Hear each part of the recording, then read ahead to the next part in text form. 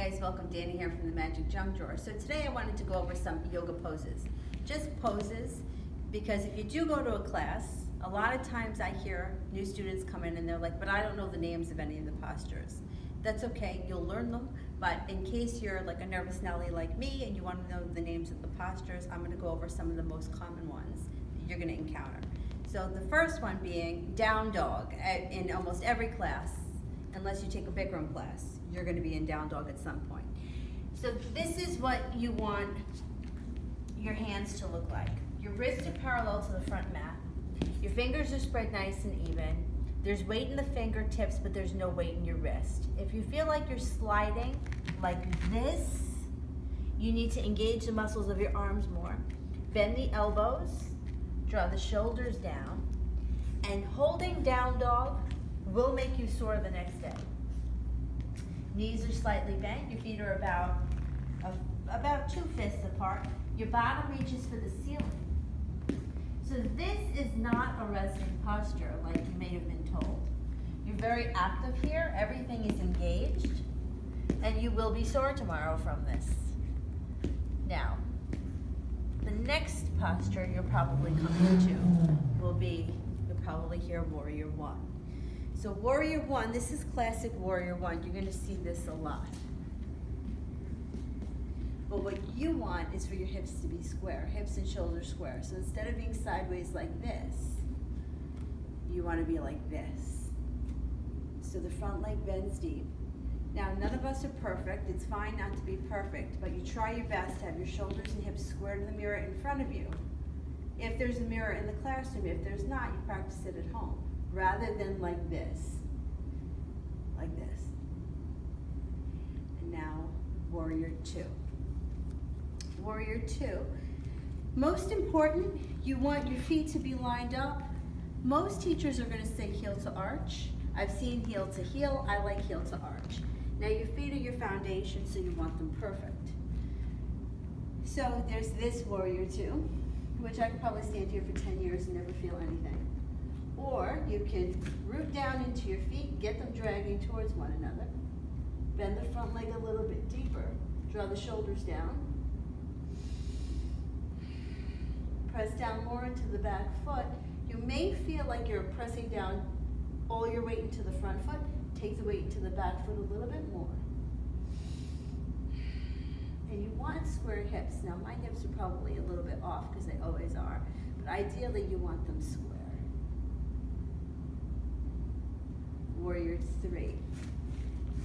Warrior Three, you want your hips square to the mat beneath you.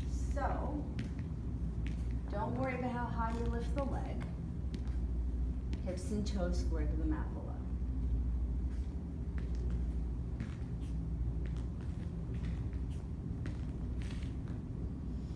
Chair pose. I like, if I'm given the choice, my feet are always separated 2 fists.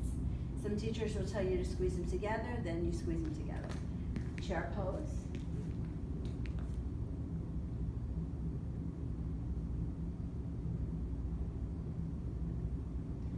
Eagle.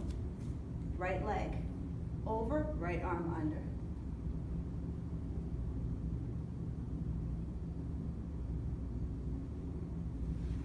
Triangle. Triangle, you have Warrior 2 feet. So you always want perfect feet, you always want a solid foundation. So your shoulders are stacked, your gaze is up at your left hand, and watch the big toe mound of the right foot, press down into it.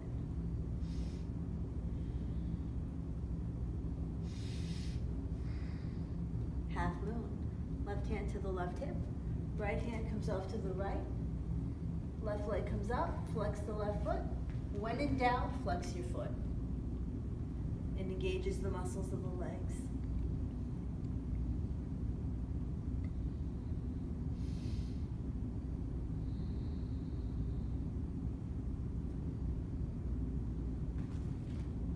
And then we'll go through Chaturanga. Because if you take a flow class, you want a good Chaturanga, because if you come through constantly over and over again in bad form, you're going to hurt your shoulders, maybe your wrists. So here would be your flow. And I know I'm not perfect. But your idea is to come forward into plank, slight bend in the elbows, and you lower down just about 90 degrees. Sweep through up dog or cobra, and make your way back to down dog. So you want to avoid something like this. And I see a lot of this. Watch the shoulders, they always draw down.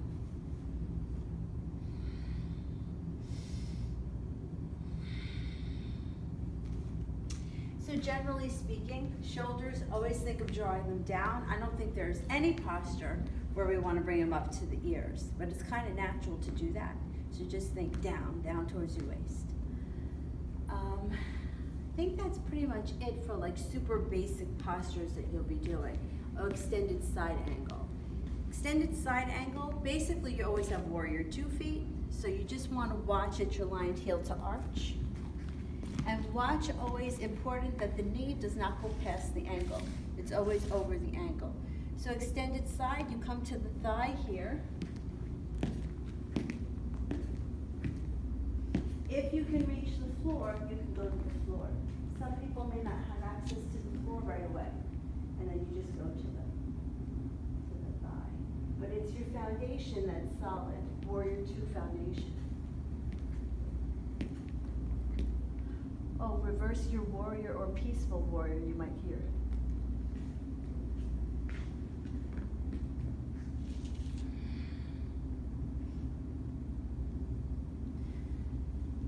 And those are pretty much the most common ones I think you're going to hear if you take a flow class. You might do some back bending, but we'll get to back bends at another point, especially if you have back issues. We're going to do a whole other video on back bending. All right, if you like what we're doing here at the Magic Junk Drawer, don't forget to like and subscribe, and we'll see you soon. Thanks for watching.